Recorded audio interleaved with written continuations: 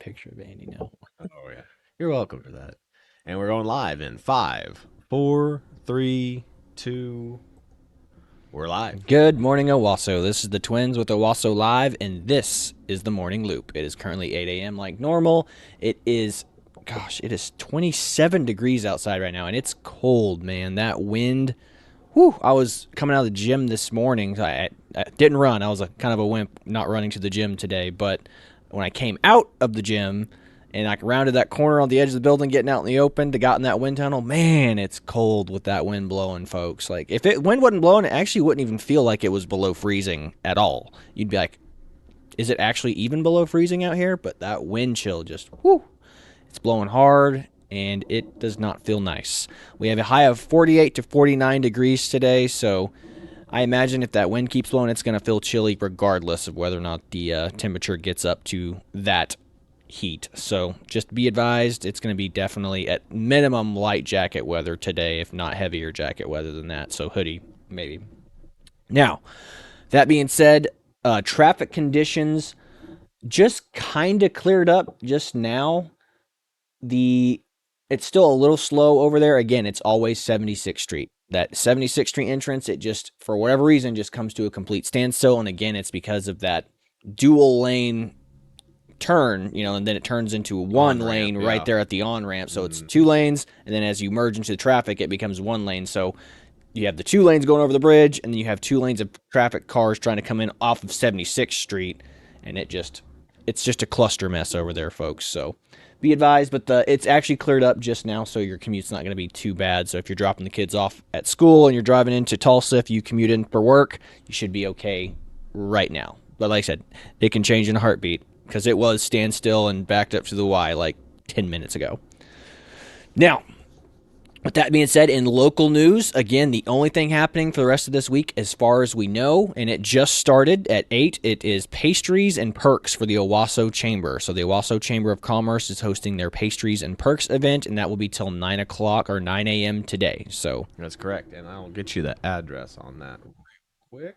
Thank you. It is, again, it started just now, so it's 8 to 9, and that's at 315 South Cedar Street in Owasso, Oklahoma. South Cedar, so go over there and get your pastries and perks. I mean, worst case scenario, if there's not that many people there, you can just kind of shake arms with some of the folks over there and just grab some donuts, man. Take them back to work with you.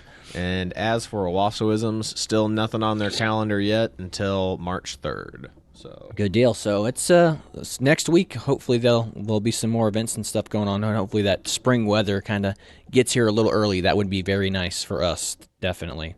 Now, kind of continuing on what we were talking about yesterday.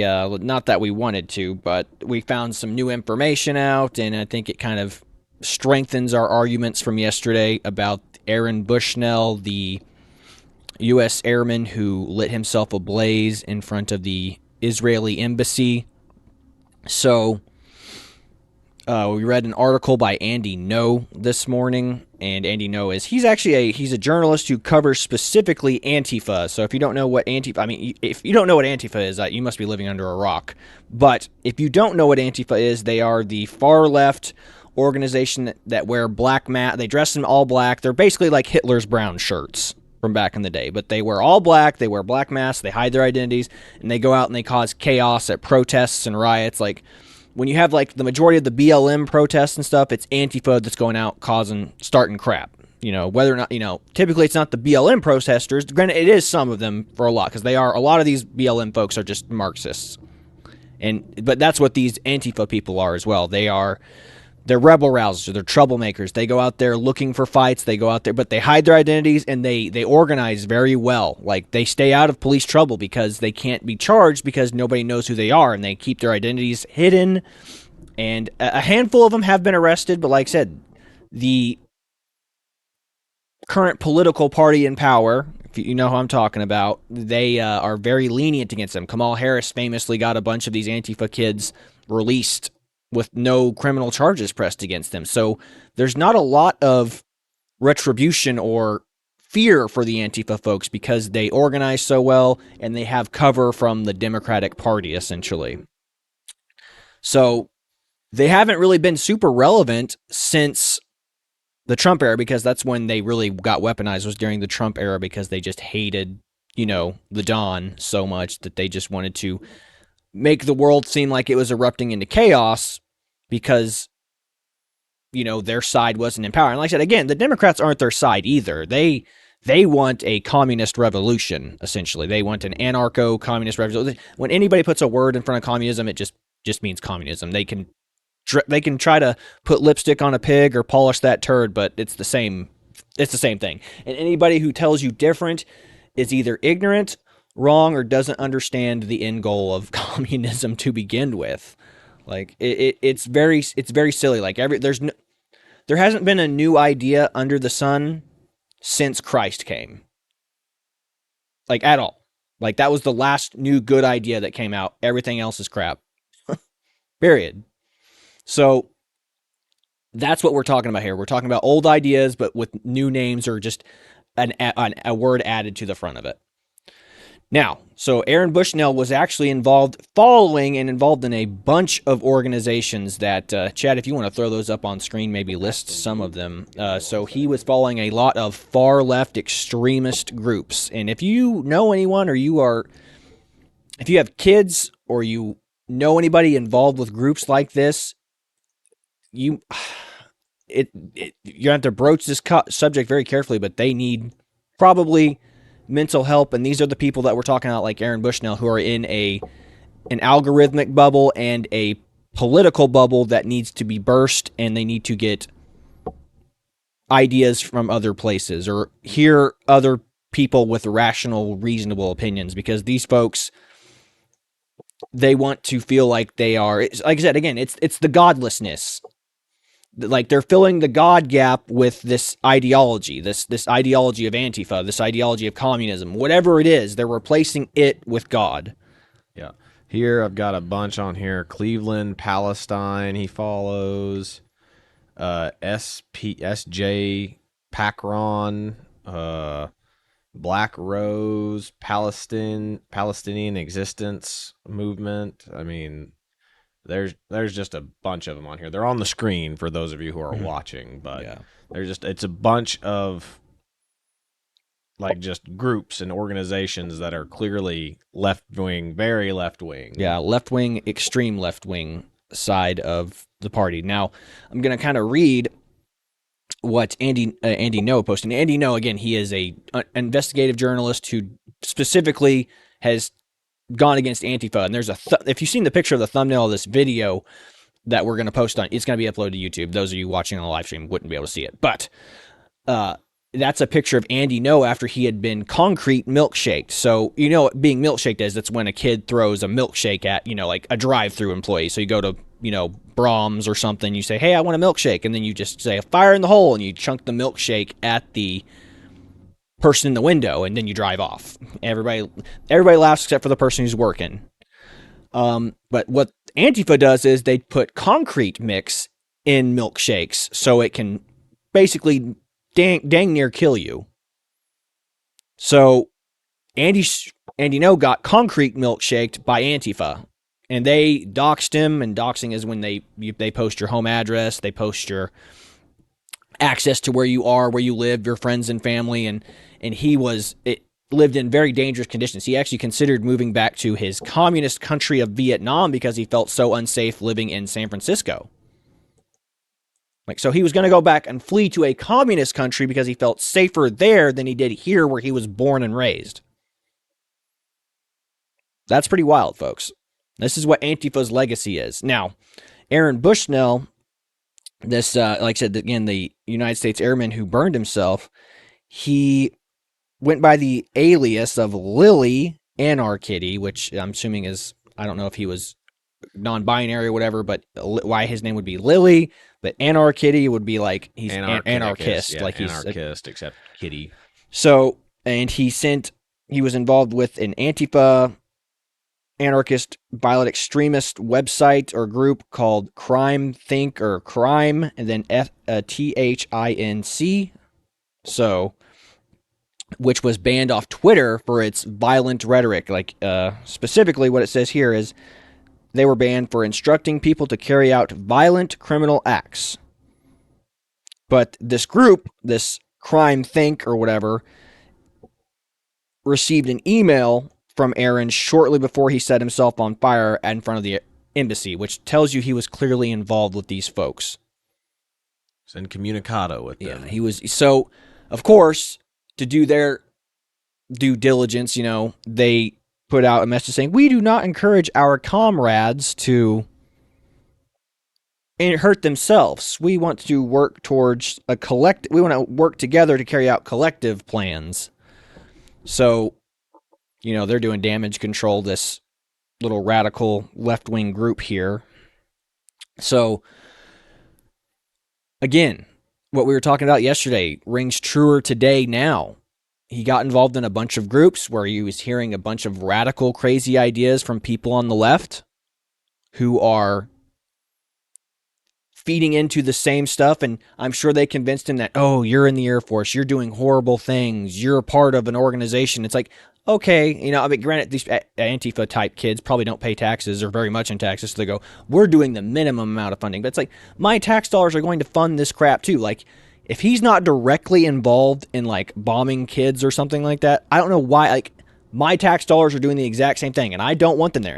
And don't get me wrong, folks. Like, I am a firm believer in having a healthy amount of distrust of the federal government. Trust me, folks. I am no lover of big government. I'm no lover of, a lot of the conflicts the military is currently involved in.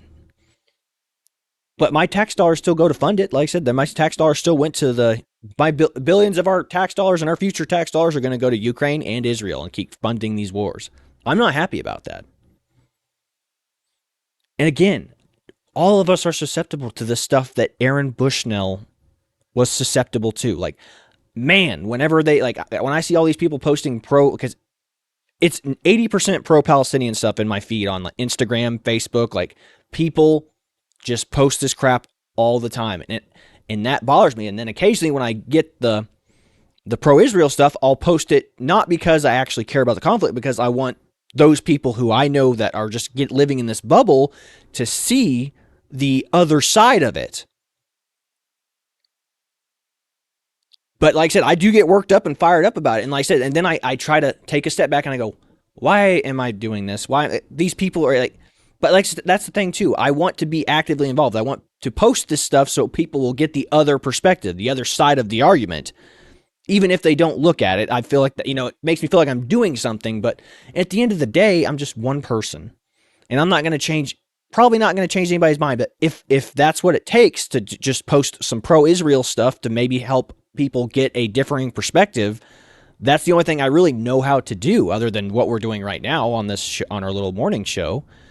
So just remember, we are all susceptible to propaganda. We are all susceptible to falling into algorithmic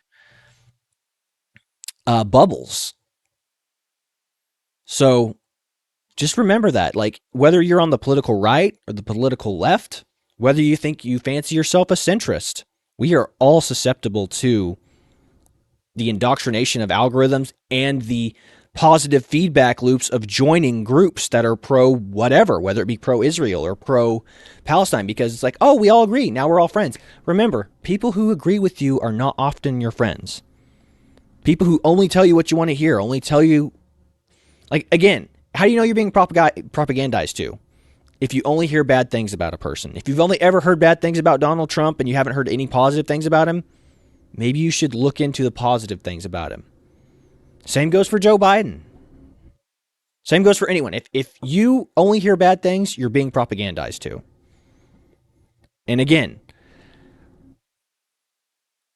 what the algorithm feeds us can become our world. Especially with this Aaron Bushnell guy. I mean, like, he was involved in these groups, and I'm sure they were all telling him the same thing. All giving him negative feedback for his service in the Air Force. Now, I don't know that for certain, but I'm sure he wouldn't have done this if he didn't feel responsible for this. And why should he feel responsible for this? He shouldn't. Like, nobody should feel culpable in this conflict when you're not actively bombarding it. Like, the only thing you can say is, I'm ashamed my tax dollars are going to fund this. And that should be the extent of it. Mm. So especially depends on what his like. I don't even know what his MOS was at this point. Yeah, I know. I kind of want to look up and see what his MOS was because I Which that's his job. For anyone who doesn't know, yeah, that's what yeah. his job was in the Air Force. Like I said, if he was like a pilot that was secretly dropping, bombs over there, Yeah, I could 100% see. I feel I feel personally responsible for something that happened over there, a person or people dying over there. But if we're talking about he's like like a weapons loader, or arms loader or something like that, why on earth or does he he's in feel the HR. He's a S1. exactly? I said, why would he feel directly responsible? He should feel no more responsible for what's happening in Than the the U.S. Gaza Strip taxpayer. exactly than anyone else, any person who's working a 9 to 5 job should. Absolutely. So again, be careful and be wary of the groups you join and the feedback loops you get into, because obviously this is not something. I mean, if you think that what this guy did was rational, I question your sanity and I question your if you have a nihilistic worldview or something. Like, I understand if you don't have faith in anything, a higher power, but if that's the case, it just seems like you can rationalize your way into anything. Because I mean, the base was laid by the foundation of modern society was laid on the foundation of Christianity, like the right to a speedy trial. The fact that we have trials and quick courts is it's all based on Yeah. the fundamental values of Christianity. If rights aren't ordained by God, which that's how our the founding fathers wrote it. They said your rights are given to you by God. If they're not given to us by God, it means that they're dictated by man, and man can dictate away You're your right. God-given rights. Yes, and again, that's so true. And you can rationalize your way into anything. Like, look, I have a next door neighbor. My next door neighbor has a beautiful wife, a big house. I think my next door neighbor's a bad person. Why can't I rationally say, well, my neighbor doesn't need to be alive anymore because I could do better stuff with his resources than he can? That is the argument of communism, Marxism, socialism. That is the argument. He doesn't need to be here anymore. I can do better with his resources than he can. And then everyone goes, no, but it's a collective choice. It's like, yes, it's a collective choice until that one collective person's put above you in the hierarchy. They go, but there is no hierarchy. Well, then how do we rule anything? Like, this is my land. And then all of a sudden they go, nope, we collectively vote that you don't have land anymore. You can't put a farm there. Your farm's too big, too successful. Exactly. It's like if communism is what everyone really thinks it is, which is just we all collectively decide, then it just becomes down to a popularity vote. Yeah. That's all communism ends up being, is a huge collective popularity vote. This is why our system's set up the way it is. It's so the cities don't vote away the rights of the people who live out in the country. So the farmers have a say. That's the reason why we have the Electoral College. It's the reason we have the Congress and the Senate. Every state has 2 senator seats. Keeps it fair. Fair-ish. Because like I said, it's not a perfect system, but it's the worst system there is, apart from all the other ones. And again, I think a lot of people just read too much into this. They rely on their own logic and sensibilities too much to just realize that nothing that they're arguing is new. There's nothing new under the sun. I mean, I would highly recommend going back and watching. Like I said, I was watching some Milton Friedman, and Thomas Sowell debates back in the 60s. Goats. Yeah. It's literally they're having the exact same conversations regarding politics, feminism, Marxism, all this stuff back in the 60s. And it's like something that's literally taken out of a playbook that you see being argued by any one of our people today, like Ben Shapiro or, whoever else you want. It's like what they say. It's like, I think it's that lady who works with, I can't remember. What's the guy's name that wrote all those books? Which one? Warren something. He's the anti-feminist writer. Oh, Warren Farrell. The woman that works with him. She said, oh no, it wasn't her. It was what's the blonde one that used to? She's the feminist, but I'm trying to think. I can't think. Going a I know long way there's a lot, but back. she basically said that we defeated. I'm saying she was talking specifically about feminism, but Milton Friedman and Soul. Thomas Sowell defeated all these Marxist communist types in the marketplace of ideas on the public stage. But all these people disappeared into the higher education. They disappeared into colleges and got tenure. But yeah, it was the feminist that said that I can't think of her name. I feel so bad because she's actually really pretty smart. Other than just the fact she still holds the title that she's a feminist, but she but that's what she said. She goes, we defeated all these crazy radical feminists, but they all went to colleges. They all went to the colleges, became professors, and got tenureship, and they still teach their ideas to their students. The people that lost in the public disappeared into the colleges and pushed their ideas out to this next generation of kids. And it's going to be the same with everything else. Like, again, watch Milton Friedman, watch Thomas Sowell. Back in the 60s, they're arguing the exact same ideas that we are arguing against now. And I think Reagan said it best. It's not that our liberal friends are ignorant. It's that they know so much that isn't so. I mean, brilliant. That's why he was the great communicator. What a line. Not a perfect president by any stretch of the mind, but like I said, that right there, that line, the great communicator. That's why he won every single state. Well, except for Wisconsin, I guess. Except for Wisconsin. But yeah, great line there. So again, beware of the groups you join. I mean, Aaron Bushnell fell into a dark place because he was involved in left-wing propaganda. And I imagine there's a lot of people who this isn't propaganda. Well, if it wasn't propaganda, then why did he come to the decision that he came to? Because again, nothing came of it. Again, the only thing it's going to be used for is more pro-Palestinian propaganda. And I actually talked to one of my friends who was over in the Middle East, and they go, man, they laugh at us. They laugh at us over there. The Islamic folks, they laugh whenever stuff like this happens because they go, look at these dumb Americans. Like, not only that, their propaganda killed an active service member, somebody who was serving the United States of America. They're like, perfect. I imagine they're going, we never thought our propaganda could be this effective. We're killing soldiers without even trying. We're just putting out videos. Not soldiers, but an airman in this case. But that's the way you need to look at it from now on, folks. Like, this is an information war. It's a propaganda war. And the Palestinians are winning because they're weakening the resolve here in the United States. Yep. I would even go further to say is like, for some reason, it's very weird that people on the left side of the political aisle are like, we're propagandizing, our people and other people to make us look good. Because, but yet other countries don't have the exact same capabilities to do that as we do. Now, again, I agree they don't have the same amount of funding that we do, but you're saying... I don't know. I think we're funding it. I think our tax dollars are funding all this propaganda coming out of Palestine. But it's not Palestinian propaganda. It is Hamas propaganda. Correct. So, yeah, I totally agree.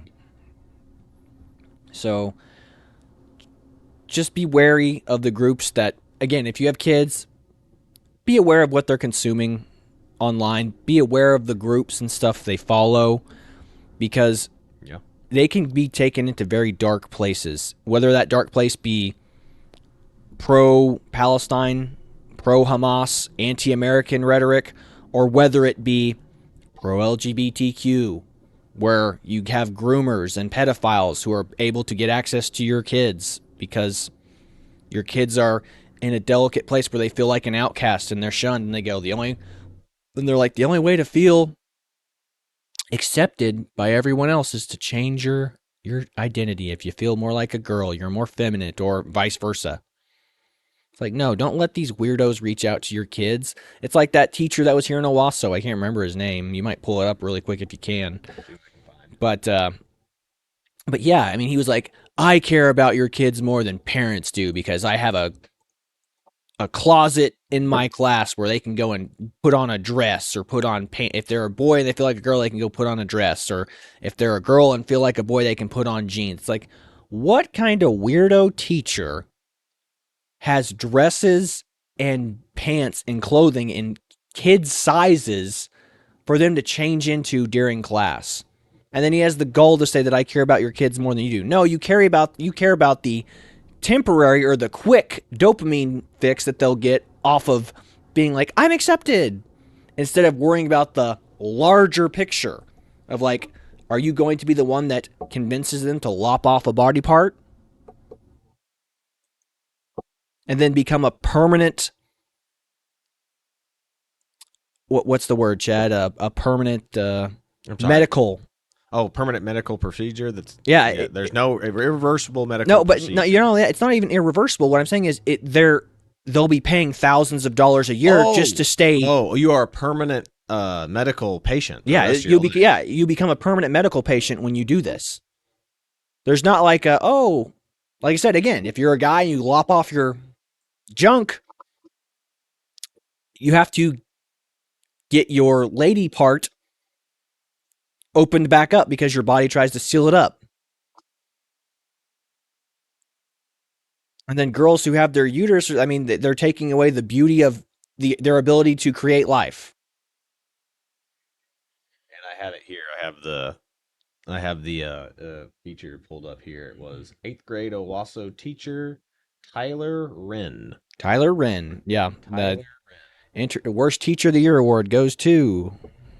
So, Oklahoma's worst teacher of the year goes out to this fella who, like I said, borderline groomer behavior. So you got to just be careful. I mean, this is why the public schools have to do a better job vetting their teachers. Make sure they're not giving them their political opinions. I'm not saying they can't talk politics. I'm not saying they can't say I'm a Democrat, therefore I believe this. But they can't just be outright propagandizing their kids with a certain political area. So we got to be very careful about what your kids are consuming. And like I said, I'm not saying don't let them consume it. What I'm saying is if they are consuming this stuff, you need to have a conversation with them about what propaganda looks like. And if you don't know what propaganda looks like, you might be in trouble. Well, at this point, probably be one of the way that the world is going. I'd be one of those parents like, you're not getting a phone until you're like 18. You're not getting a phone until you're a smartphone. You're not getting a phone until your blame's fully developed at 25. Congratulations, you get your phone at 25. So I'm just gonna get my kids a flip phone, so that way they can text and they can call, and that's about it. Might be the safest option. Yeah, because with all this stuff, especially with access to, adult content and the way that Twitter and not Twitter, X and what's the other ones like Instagram and stuff, it's basically just borderline, pornographic at this point. Yes, yeah. So, I mean, Instagram, my God, it's just women in swimsuits. That's all it is, man. Or lingerie. Man, I just log on and be like, what am I looking at? Like, this is just the temptation zone. Yeah. Not wrong. So, again, we've kind of gone off topic a whole lot today, but yeah, we just kind of continued on with that whole Aaron Bushnell thing. And like I said, again, we're sorry to hear that a service member lost their life. And like I said, in my opinion, to propaganda and far left extremism. And like I said, again, if you don't think that you're susceptible to falling into these algorithmic loops and bubbles, and you never entertain the idea that you might be wrong, maybe entertain it a little harder. Like I said, I do. But there's there's the way the world is and the way we would like it to be.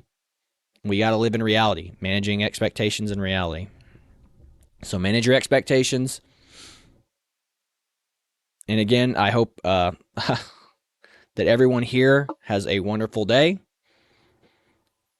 I know the topics have been slightly morbid when it comes to the more national stuff, but like I said, again, it's worth knowing about. And again, protecting your friends and family and checking on them. So remember that. I hope everyone has a wonderful day. This is the Twins with Owasso Live. Be sure to like, share, and subscribe so you too can stay in the loop. I hope everyone has a blessed day. God bless y'all, everybody.